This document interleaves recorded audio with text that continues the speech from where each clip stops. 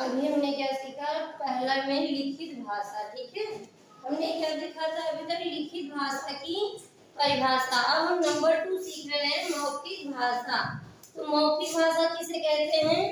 मौखिक भाषा जब हम बोलकर अपने मन की विचारों और भावनाओं को दूसरों के सामने प्रकट करते हैं और दूसरा व्यक्ति सुनकर उसे समझता है, तो उसे मौखिक भाषा कहते हैं।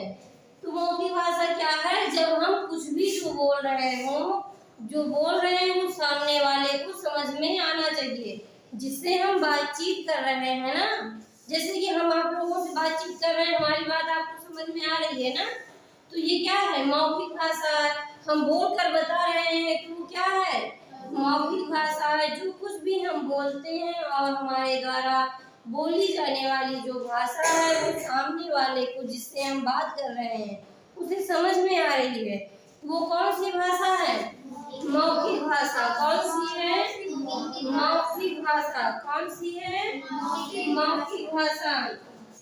उदाहरण में जैसे भाषण देना, देखे होंगे कि मंच पर लोग भाषण देते हैं, जैसे कि प्रधानमंत्री के भाषण सुने हो ना, प्रधानमंत्री जो स्पीच देते हैं, वो भी क्या है? मौखिक है ना, बोल कर देते हैं और जनता को संबोधित करते हैं कि हाँ मैं ये करूंगा, मैं वो करूंगा, कई सारे वादे करते हैं। लोगों को समझ में आते हैं कि नहीं वो वादे? ना, समझ में आता है कुछ जो बोलते हैं, वो क्या है? मौखिक भाषा। आपसी बातचीत, जैसे कि तुम लोगों को दिन भर आपस में बातचीत करते रहते हो, समझ में आता है वो भी ना। अभी भी कुछ लोग हो जो बात कर रहे हो मेरे मना करने पर भी, तो ये क्या है? आपसी बातचीत जो करते हैं वो भी मौखिक भाषा है। क्या है? मौखिक भाषा।